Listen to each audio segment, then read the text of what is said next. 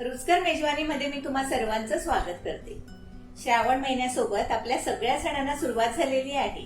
रक्षाबंधन, नारळी पौर्णिमा जवळ आलेली आहे, नाही का? आणि त्याकरताच मी तुमच्यासाठी एक खास रेसिपी घेऊन आलेली आहे, ती म्हणजे पायनॅपल नारळी भात। चला तर मग आपण रेसिपीकडे वळूया। पहिल्यांदा आपण त्याच्यात 1 टीस्पून तूप घालूया।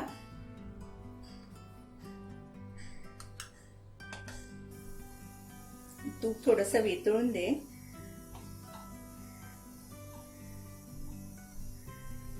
हा खडा मसाला टाकू आपण, आणि खडा मसाला आपण घालेपर्यंत इथे मी पाणी गरम करायला ठेवते, कारण तांदूळ आपण फ्राय करून घेतल्यानंतर आपल्याला गरम पाणी लागणार। तर हे गरम पाणी मी तापत ठेवते।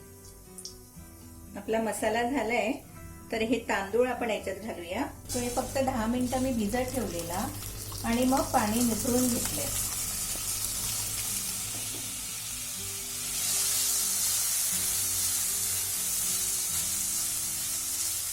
हे थोडेसे आपण हलक्या हाताने परतून घेऊया। हे जास्ती नाही भाजून घ्यायचे, आपल्याला जराशे फ्राय करून घ्यायचे। हे पाणी तापलेलं आहे आपलं, तर आपण आता ह्याच्यात पाणी घालूया।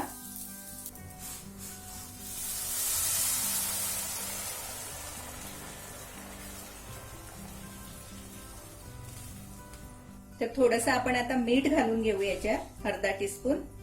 हे थोडेसे आपल्याला आता अर्धवट शिजवून घ्यायचे, जसं आपण बिर्याणीसाठी कसे शिजवतो, पाऊण तांदूळ असे शिजवून घ्यायचे। आणि हा शिजत ठेवूया आपण।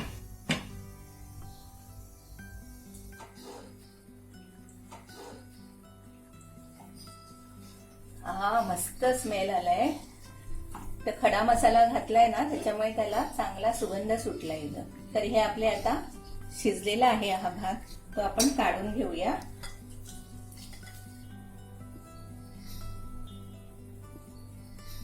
थोडासा गार होऊन दे।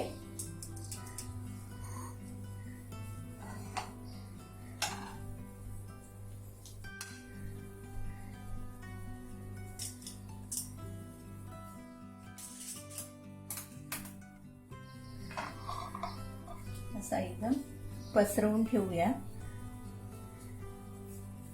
भात आपला आता चांगल्यापैकी गार झालेला आहे, एकदम मस्त दाणे दाणे असे छान दिसतात। हे बघा, गार झाला की आपण आता पुढच्या तयारीला लागूया। आणि ह्यात मी 2 टेबलस्पून तूप घालते।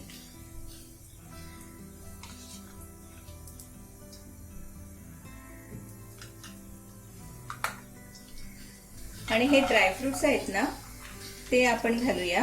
हे काजूचे काप आहेत, बदामाचे काप आहेत।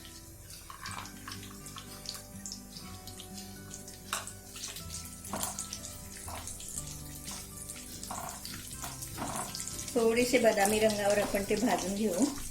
आणि ह्यातच आपण हे पायनॅपल स्लाइस आहेत, तुकडे आहेत ना, ते घालूया।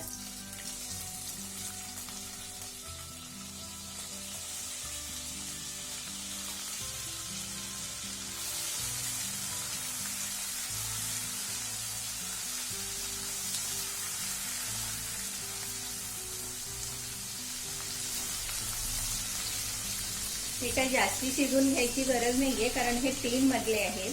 फ्रेश असेल तर थोडा वेळ आपण 5 मिनिटं तरी हे शिजत ठेवले पाहिजे।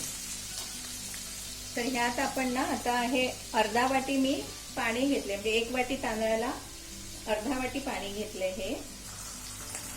आणि हा 1/4 वाटी गूळ घेतलाय, तो ह्याच्यात घालते। तर हा गूळ सगळा आपण वितळून घेऊया।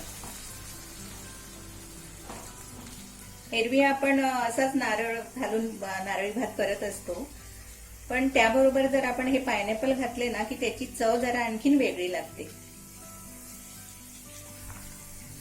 सगळा वितळलाय आपला गूळ। आणि हा जो शिजवलेला भात आहे ना, तो आपण ह्यात घालूया।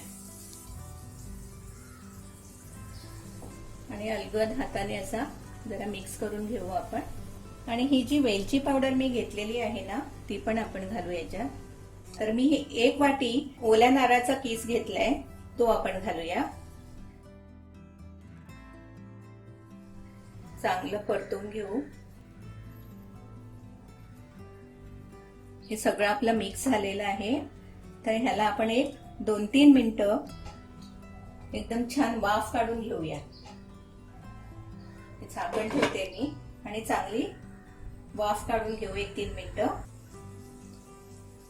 याच्यात थोडं आपण ना जायफळ किसून घालूया.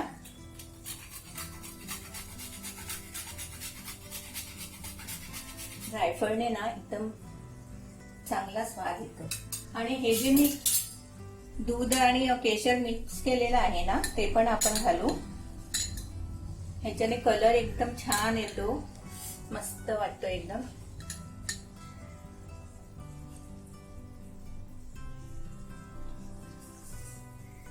एकदम मस्त झालेला आहे.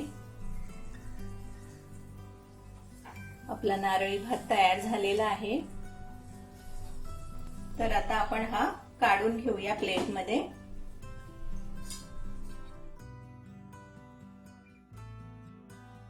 असा हा आपला पायनॅपल नारळी भात तयार झालेला आहे. ह्या नारळी पौर्णिमेला तुम्ही नक्की घरी ट्राय करा आणि अशा छान छान रेसिपीसाठी रुचकर मेजवानी पाहत राहा. रक्षाबंधन आणि नारळी पौर्णिमेच्या तुम्हाला हार्दिक शुभेच्छा.